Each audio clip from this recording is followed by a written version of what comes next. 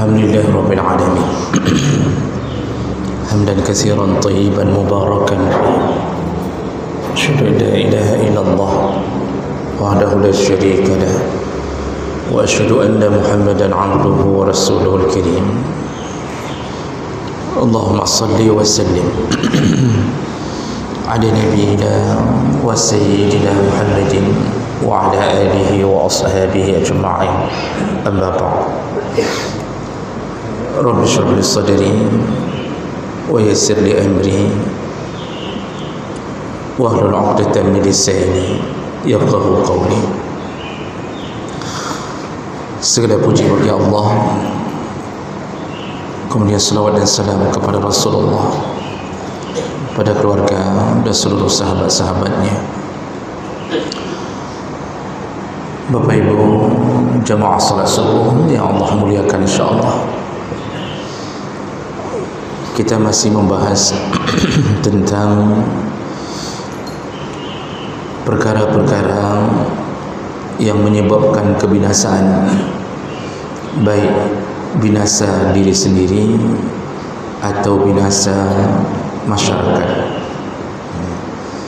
Di pertemuan kita yang lalu kita sudah membahas salah satu perkara yang menyebabkan kebinasaan, yaitu sikap terlalu ekstrim dalam beragama, terlalu fanatik.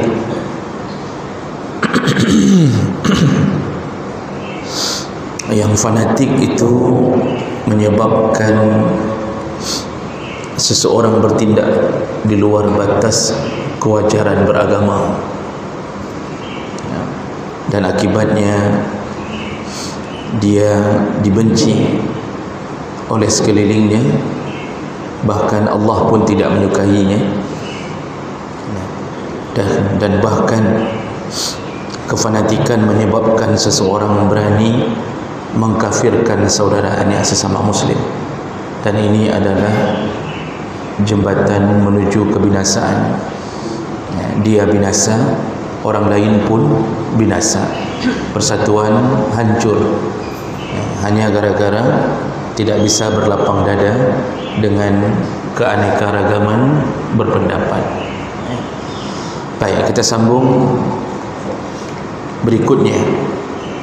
Perkara yang bisa membinasakan kita semua yaitu tarkul amri bil ma'ruf wan nahyi 'anil munkar, yaitu di saat kita mulai meninggalkan amar ma'ruf nahi munkar.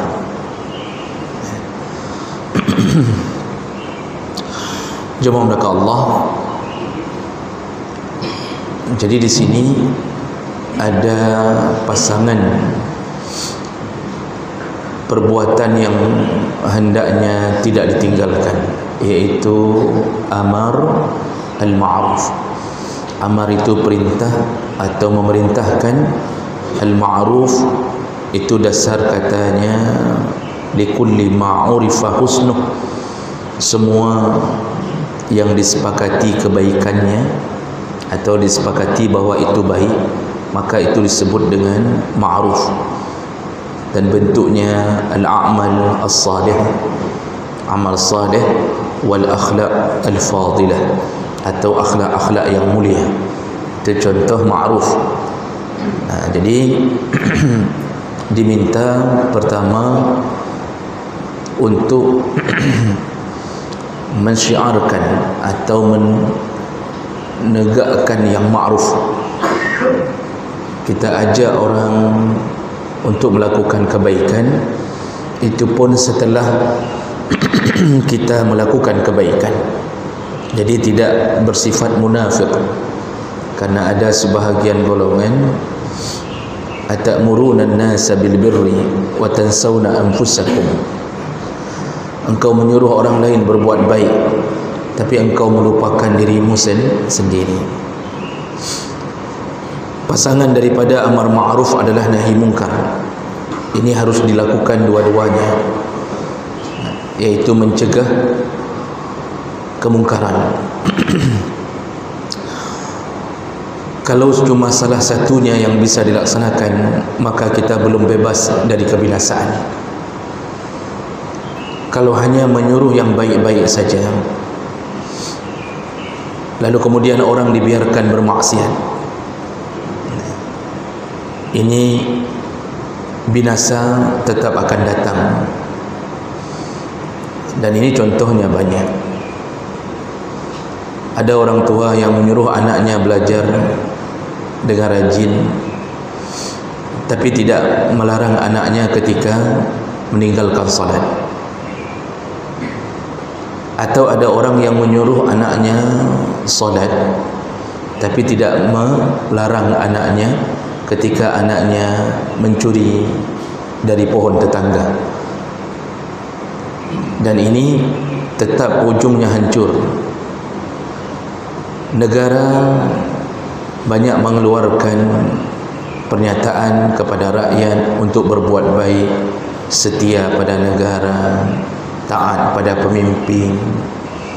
Tapi di sisi lain, maksiat tidak dicegah. Maka apa yang terjadi?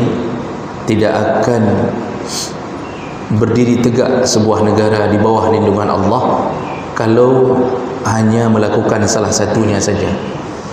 Jadi benar-benar harus yang baik disuruh, yang mungkar dicegah, barulah akan aman, sejahtera, satu kampung, satu negara di bawah jaminan Allah Subhanahu wa taala.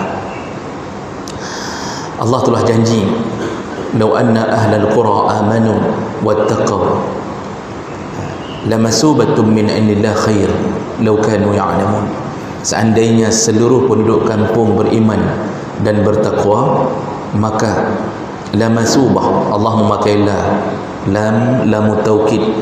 Kata Allah, benar-benar ku berikan, ku curahkan penduduk kampung itu khair, ku berikan kemakmuran, kebaikan. Dulu kaum Sabak ketika di bawah pimpinan Ratu Balqis, negara itu benar-benar Allah pelihara. Jadi kanan kiri kebun, berbuah panen, melimpah ruah. Sampai disebutkan dalam surat Sabah, mereka kalau panen tidak perlu memetik, cukup hanya membawa keranjang, letakkan di atas kepala, lalu berjalan di bawah pohon itu. Saking banyaknya buah yang Allah beri, maka berjatuhanlah buah-buah yang sudah ranum di dalam keranjang. Hanya jalan saja keranjang penuh, balik lagi keranjang penuh. Hidup mereka bahagia di bawah pimpinan Ratu Balqis yang telah beriman melalui suaminya Sulaiman alaihissalam. Begitu Ratu Balqis meninggal dunia, ternyata penduduk Sabak mulai kembali kepada jahiliyahnya. Mereka mulai meninggalkan Allah Subhanahu wa taala. Dan apa yang Allah buat kepada mereka? Allah hancurkan negara itu, tidak ada lagi panen, negara menjadi bangkrut, penduduknya ditimpa musibah berulang-ulang sampai akhirnya mereka dibinasakan oleh Allah akibat kemungkaran yang mereka buat. Nah, jadi jemaah maka Allah, ini salah satu perkara yang menyelamatkan kalau kita lakukan dan bisa membinasakan kalau kita tinggalkan, yaitu amar ma'ruf nahi munkar.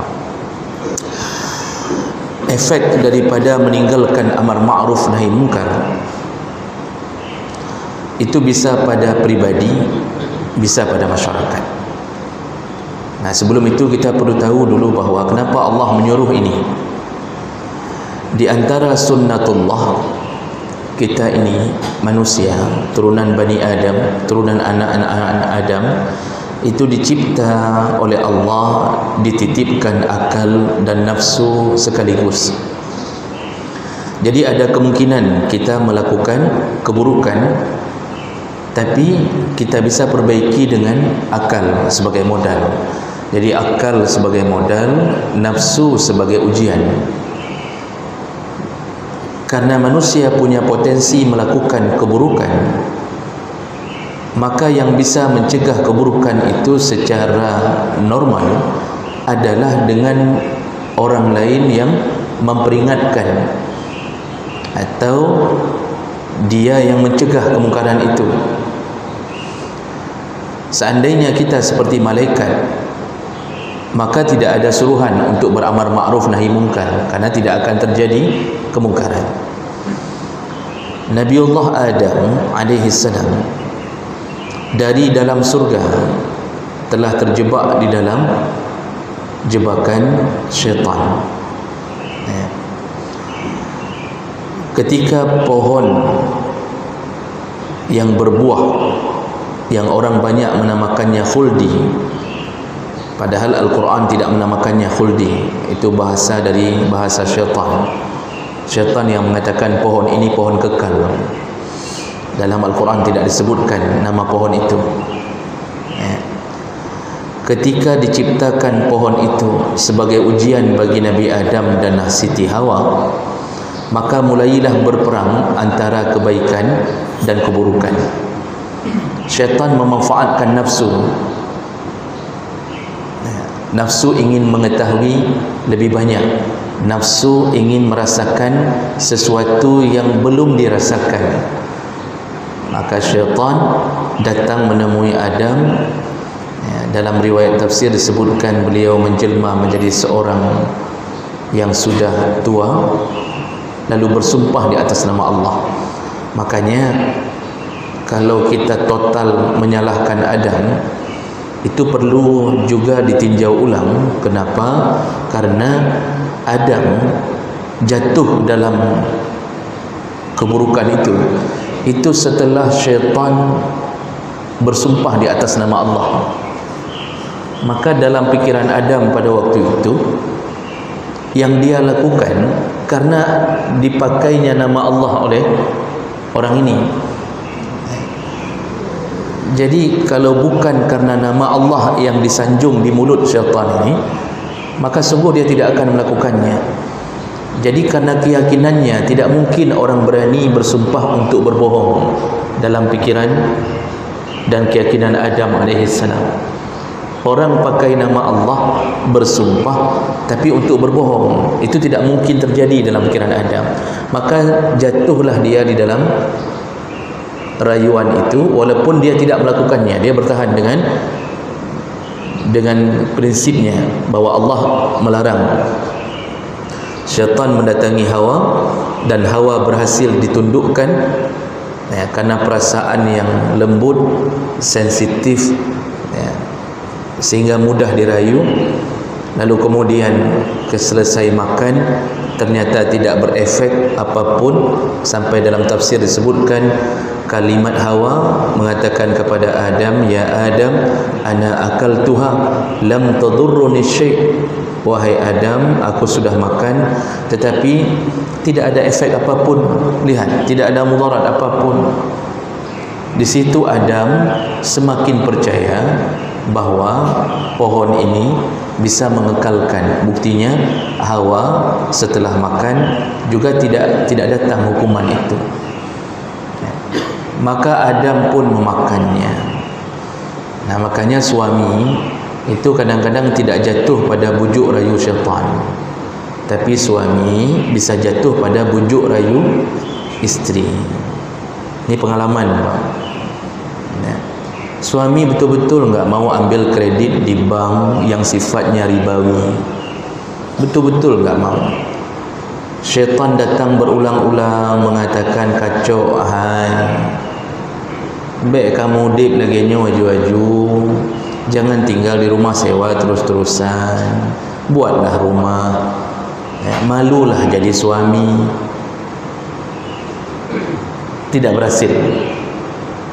Datang melalui isteri yang membujuk suami. Begitu dibujuk oleh isteri, langsung tampil beda. Apalagi isteri merengek-rengek sambil mengeluarkan air mata. Kita sudah menikah 20 tahun, anak kita sudah besar, apa mungkin kayak gini terus-terusan? Kan enggak apa-apa, ini kan mudarat, kata isteri. Entah di mana duduk mudaratnya enggak tahu. Akhirnya jatuh juga. Ini kecenderungan kita melakukan maksiat. Jadi kita ini Pak, satu lawan dua. Kita diberikan akal, tapi musuhnya dua, yaitu nafsu dan syaitan. Ini kalau bekerja sama nafsu syaitan, kekuatannya melebihi. Ya, syaitan itu menunggangi nafsu, nafsu internal, syaitan eksternal. Begitu ketemu, klub kerjasamanya, hancurlah segala-gala.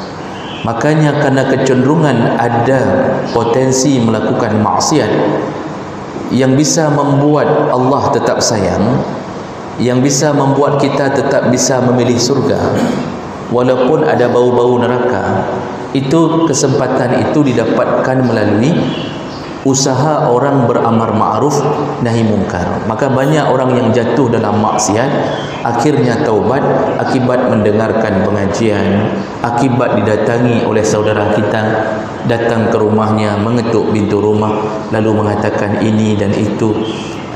Karena orang kadang-kadang itu enggak bisa menasihati dirinya sendiri, dia perlu orang lain untuk mengetuk pintu hatinya.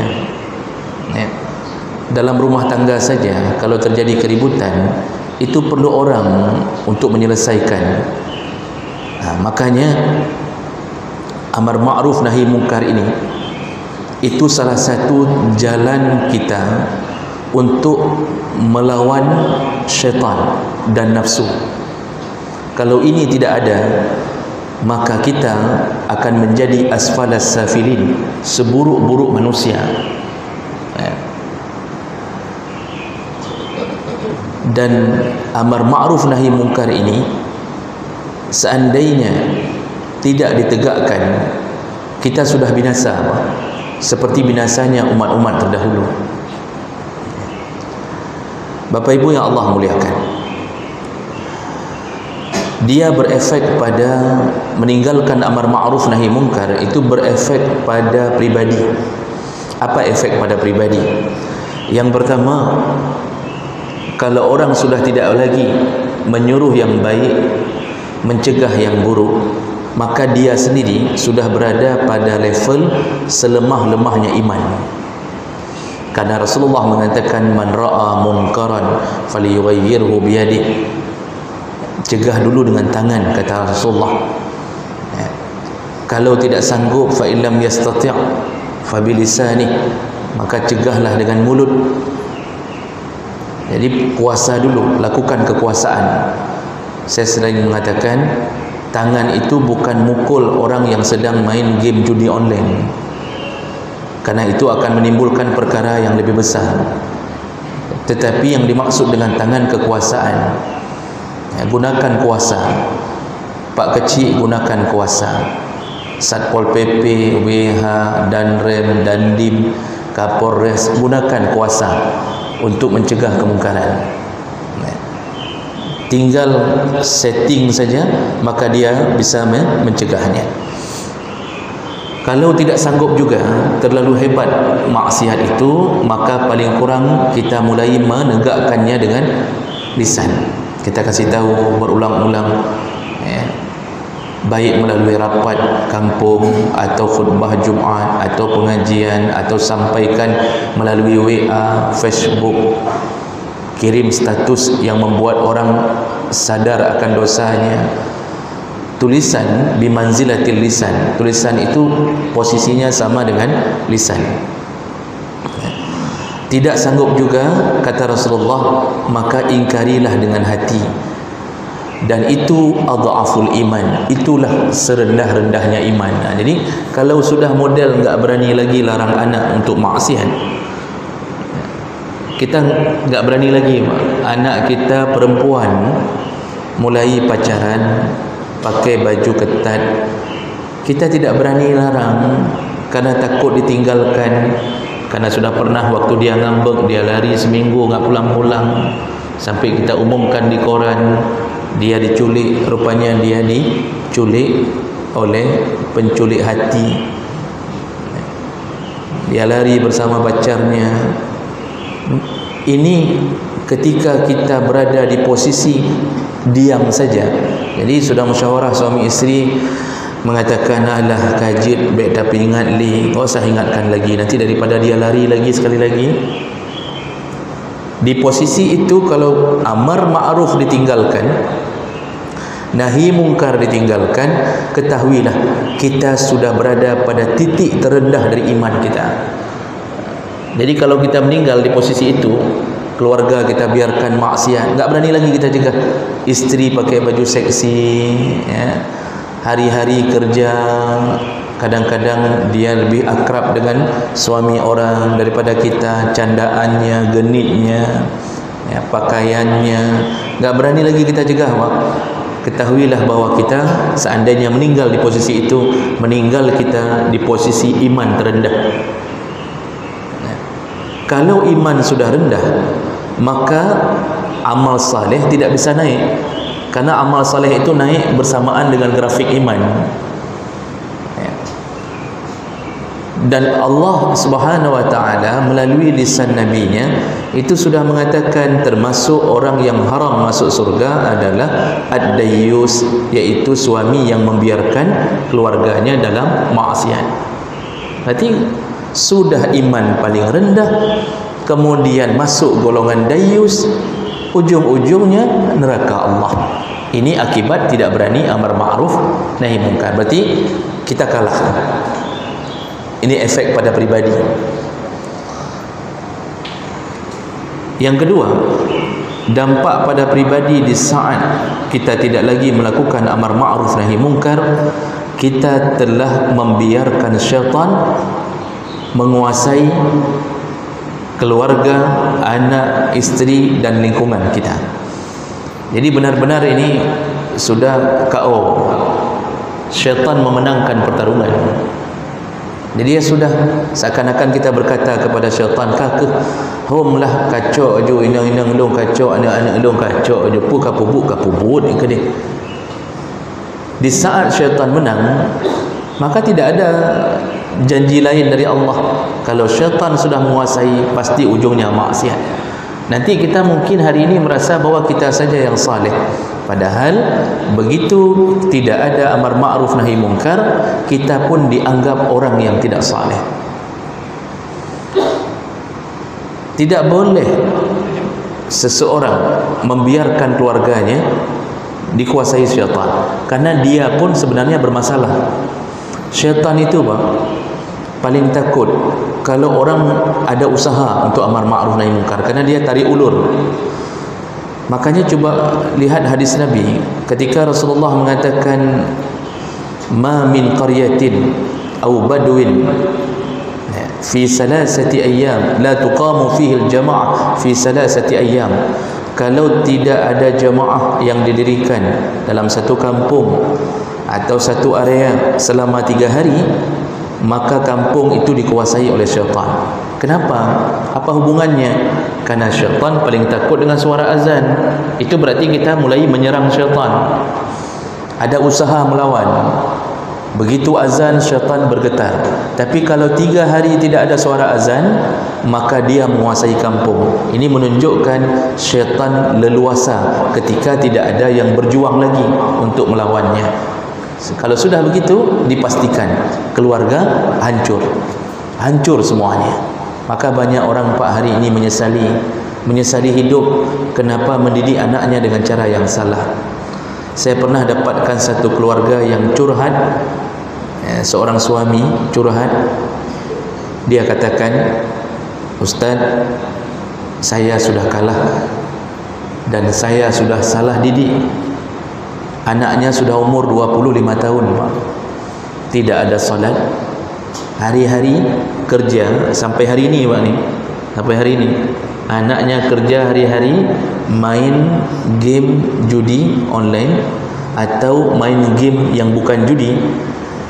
Wifi dipasang khusus di rumahnya, bayar 400.000 per bulan dengan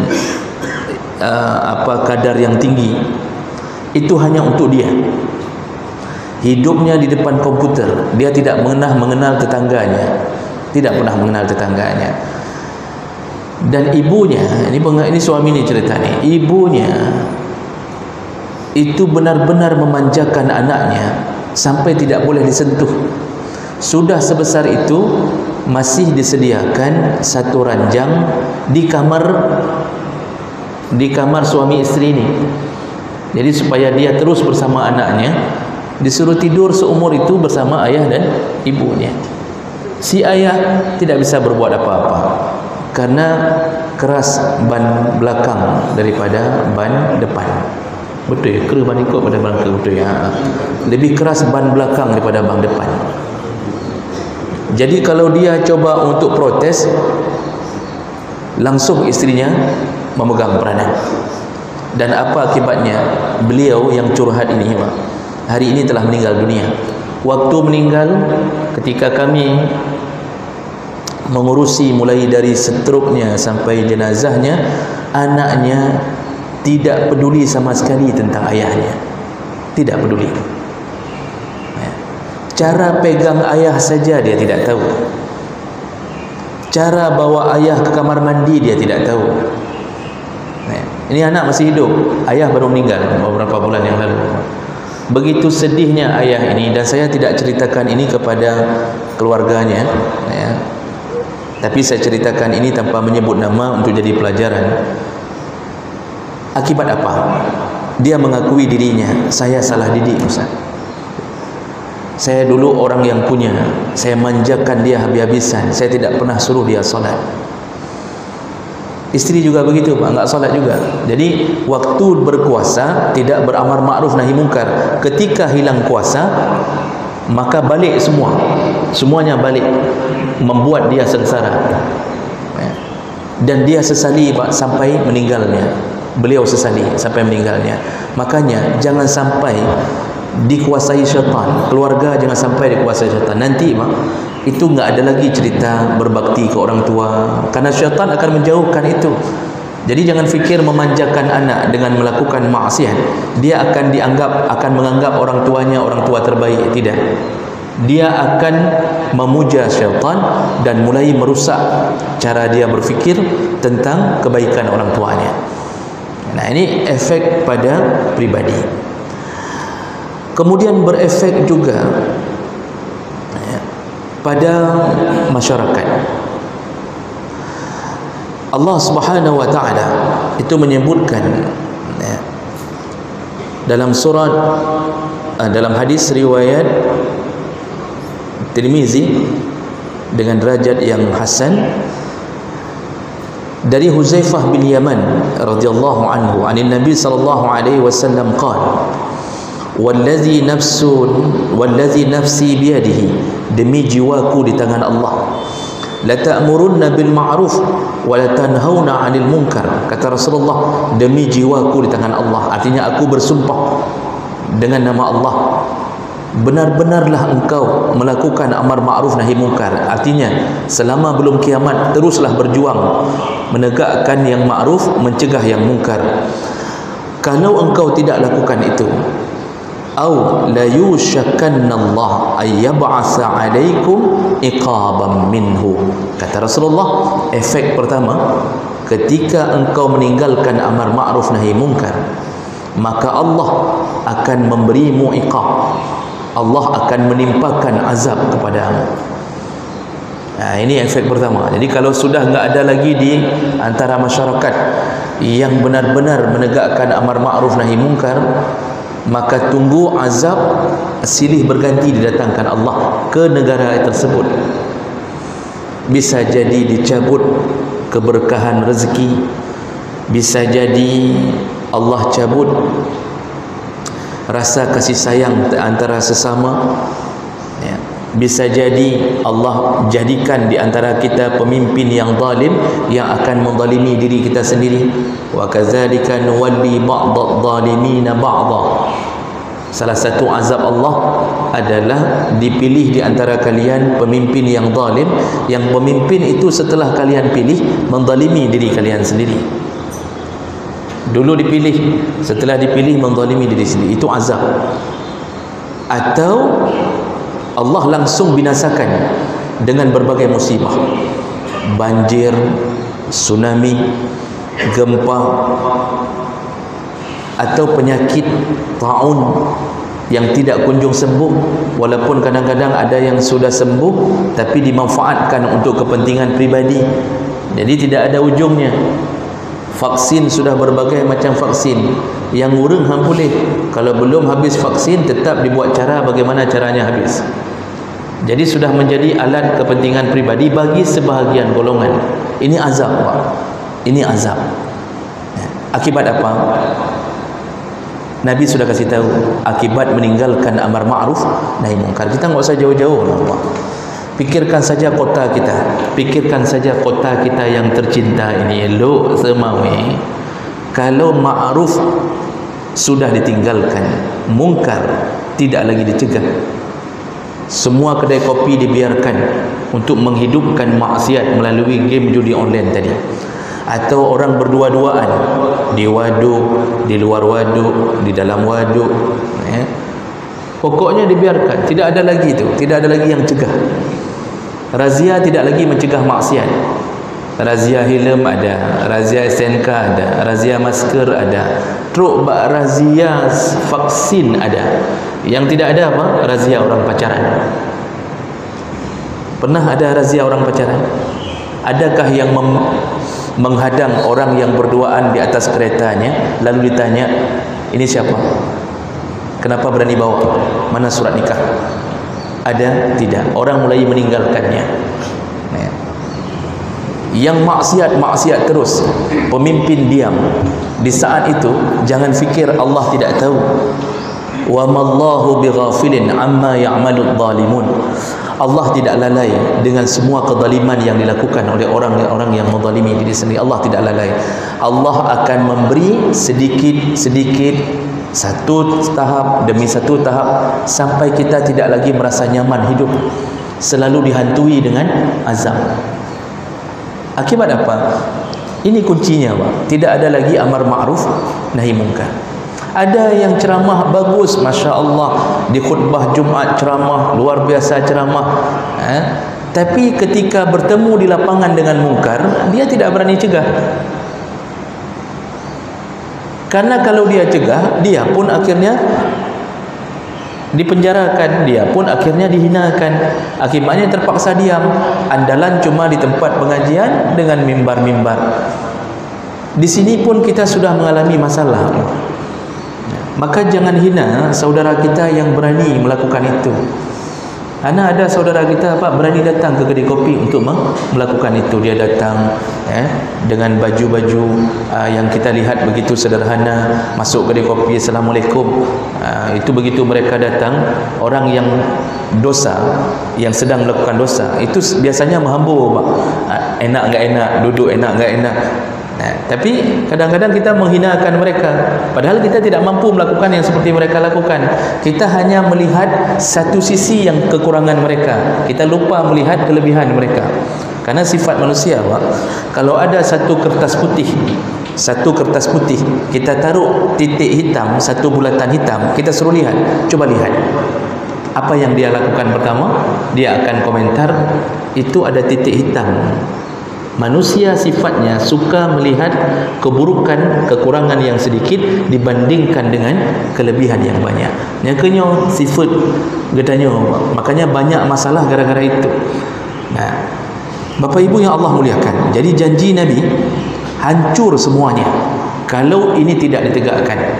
Maka kita patut berterima kasih kepada orang-orang yang berani menegakkan itu. Hari ini kita masih selamat, Pak.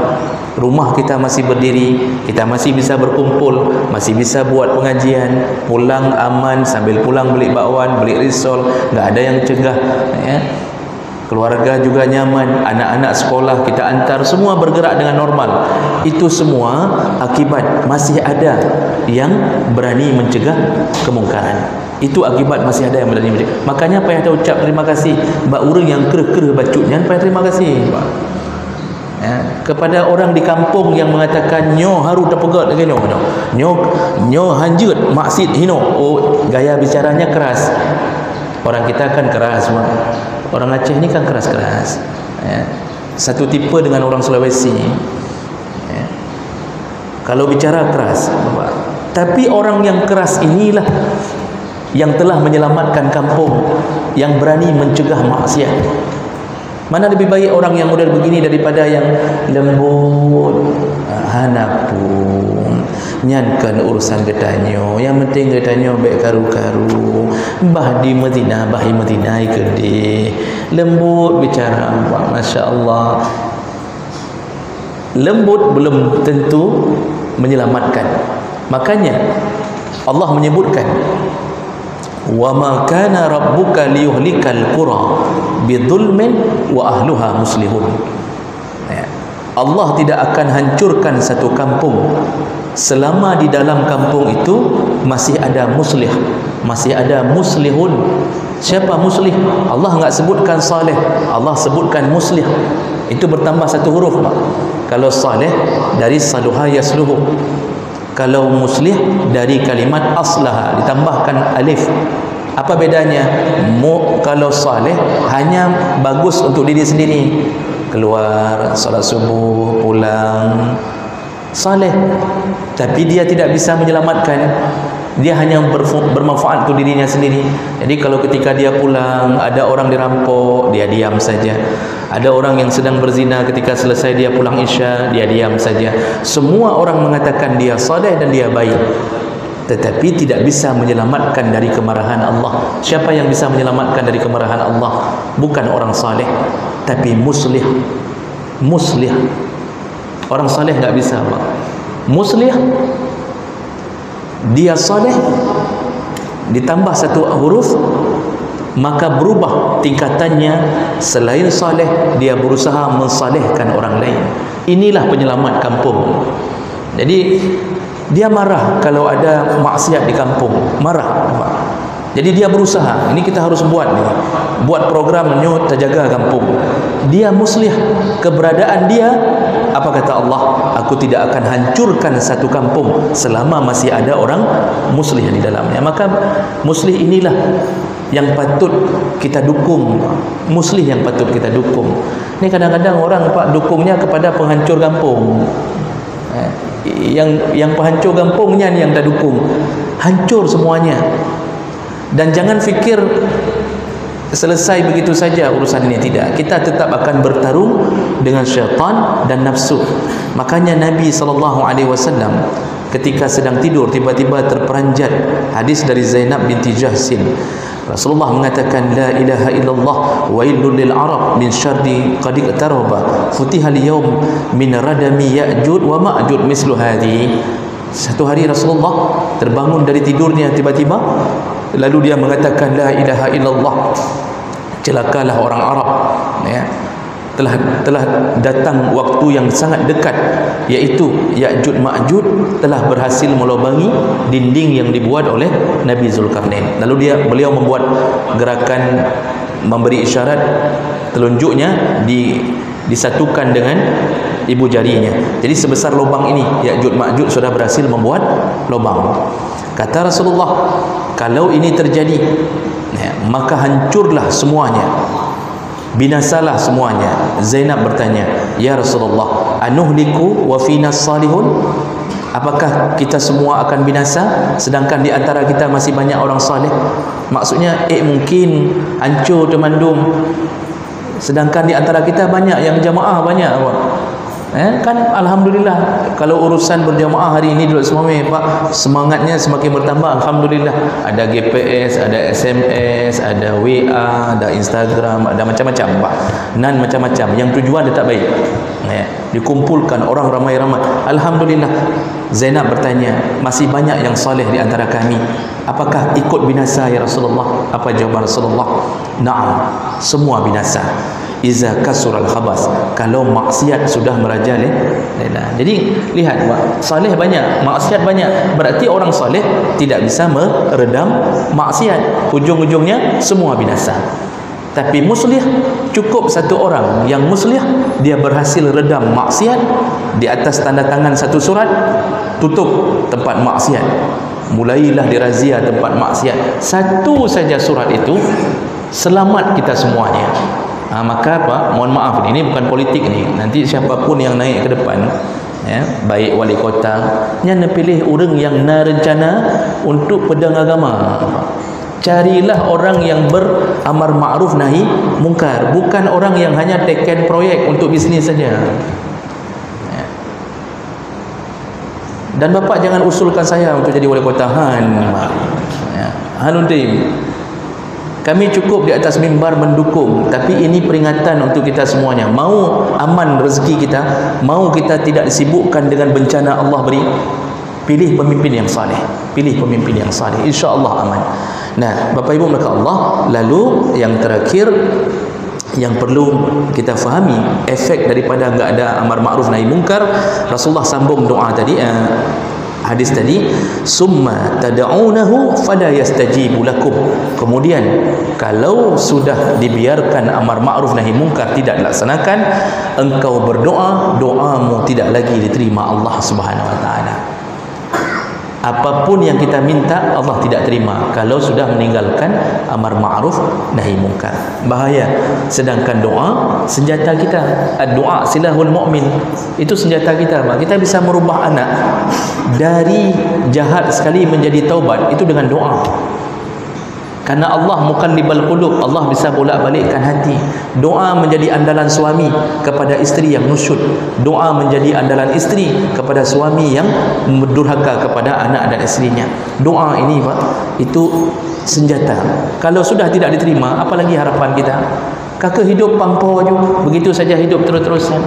Nah, ini bahayanya meninggalkan amar ma'ruf nahi mungkar. Dan sebagai penutup, Rasulullah pernah membuat tamsilan, kita ini beramar ma'ruf nahi mungkar bagaikan berada di atas satu kapal. Sebahagian tinggal di atas, sebahagian tinggal di bawah. Orang bawah, saya tidak bacakan lagi hadisnya, orang bawah ketika mau cari air minum itu harus ke atas, air bersih di atas, karena yang bawah itu airnya air yang langsung berhadapan dengan laut. Dia kalau mau cari air bersih harus ke atas. Nah, kalau tidak diberikan oleh orang atas, maka orang bawah akan berfikir, kalau begitu kita lobangi saja kapal di bawah biar kita nggak perlu ke atas lagi. Maka orang atas harus memberi dan mencegah orang bawah melobangi kapal. Kalau tidak dicegah, tenggelamlah mereka semuanya. Maka apa isyarat Nabi? Mau selamat, cegah orang bermaksiat. Kita semua selamat. Mau hancur, biarkan orang maksiat, hancurlah segala-galanya.